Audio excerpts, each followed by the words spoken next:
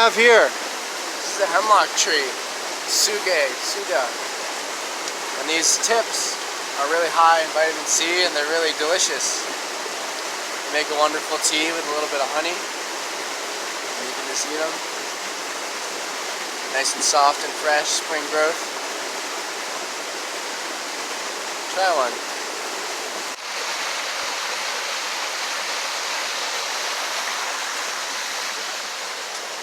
This one's a good food medicine. We were just talking about poison hemlock. This could be a look-alike, but it's called Sweet Sicily. Smell it? And the main thing is these little long seed pods are pretty unique, and they're a really nice addition to cooking. Kind of smells like orange and fennel. And you've probably heard the differentiation with the poison hemlock.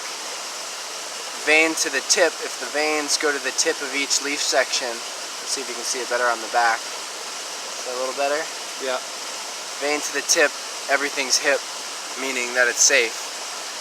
Vein to the cut, if it goes to the cut here, the main vein goes to the cut, pain in the gut, or then you die, because poison hemlock is so poisonous. So vein to the tip, everything's hip. Vein to the cut, pain in the gut. Check out this plant. This is the sweet woodruff. It's related to cleavers, which some of y'all might know. Great spring tonic. I've been chewing on this in the woods, and the flavor to me is very strongly reminiscent of coffee, and it makes a great coffee substitute. And unlike coffee, it will detoxify your liver if you drink it every morning. So it's not something I like to always eat because the flavor is so strong, but it can really help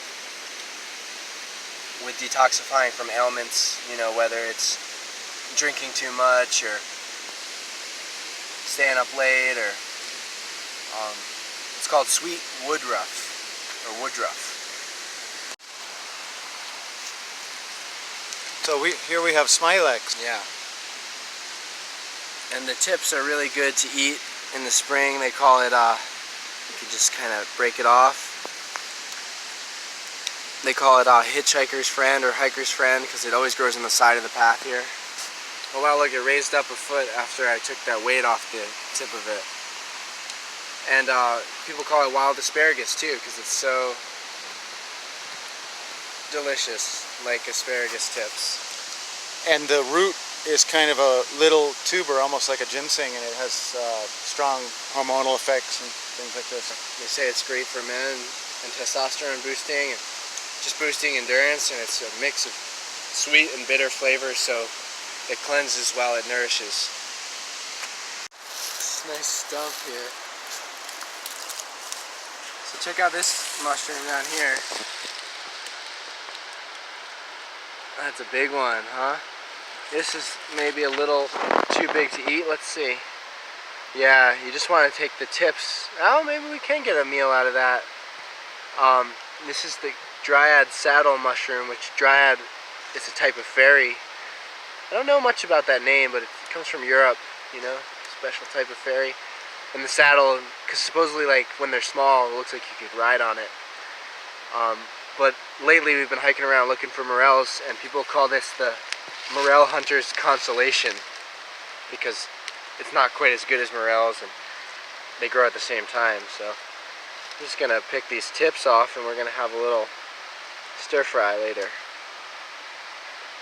So if you smell these pieces here, this mushroom, it smells very strongly of fresh cucumber, freshly chopped. Really strange smell in the woods.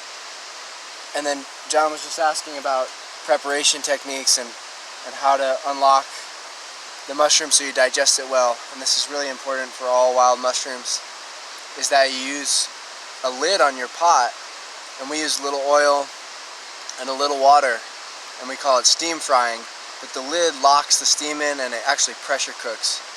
And you know, there's a lot of people who say, oh, I don't do well with mushrooms or something. A lot of that is just undercooked. So, you know, 15 minutes with a lid, it's ready to eat.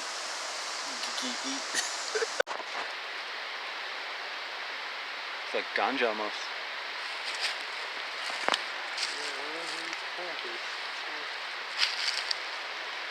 Look at all this spring green.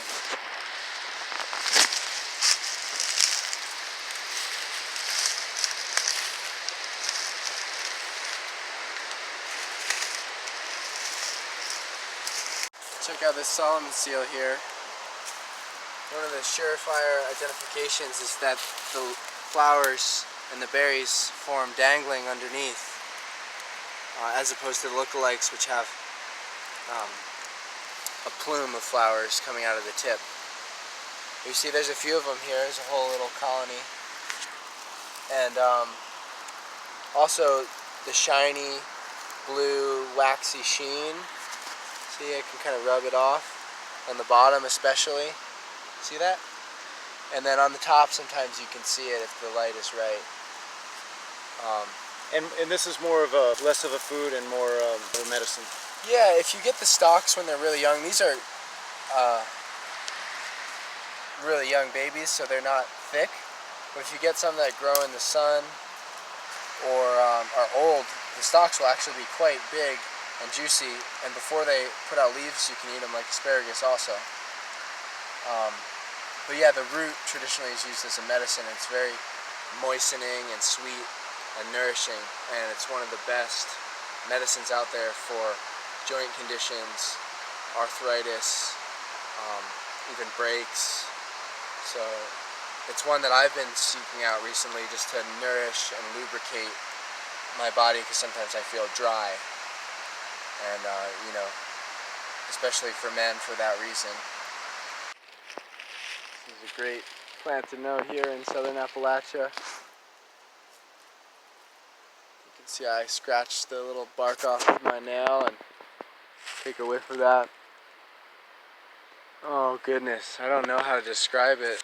This is called Calycanthus, or its common name is called sweet bubbies. And check out these flowers. And you know, I think they call it that, and I'm not going to say definitively, but like sweet boobies, because the women would either peel the bark or put the flowers in their blouses when they went to dances, and they say it would, you know, attract a mate. But it's very aromatic, cleansing, healing plant. Kind of smells, yeah, lemony or like gingerbread, or I don't know, but it actually does touch me really deeply. Oh, it's almost like, oh, it's pineapple-y. Yeah, I think that's the aroma. Oh, like a starburst.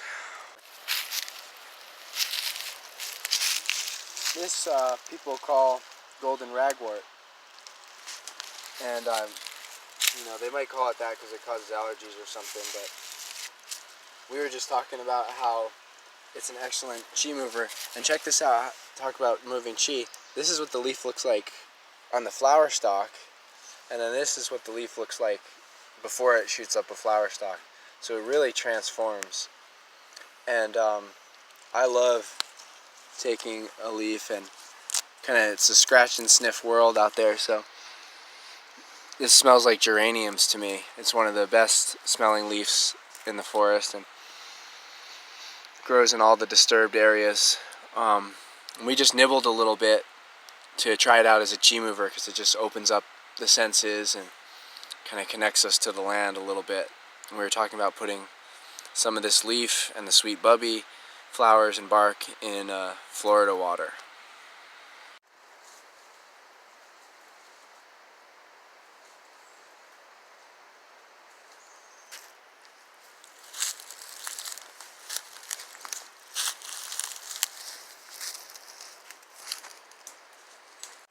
So this is the Solomon seal look-alike, Solomon's plume. So that's wild grapevine or fox grape. You can find one low enough in the summer. delicious like concords, like thick-skinned, really grapey flavor. Look at this plant, often called smartweed, with these dark burgundy blood-like stains on them. Some of them are lighter. Some plants you can't see them at all, but it's a sign of this family, the Polygonum family. And this is a really good cooking green. You know, we can just take off the stalk. I'm not going to take this one because there's not a big patch here, but it's one of the best delicious greens, like spinach. Cooks down real nice and not so great raw. Pot herb.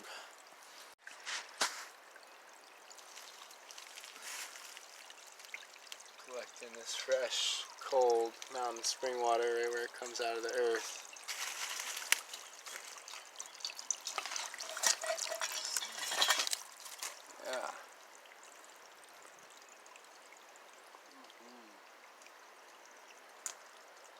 Yeah.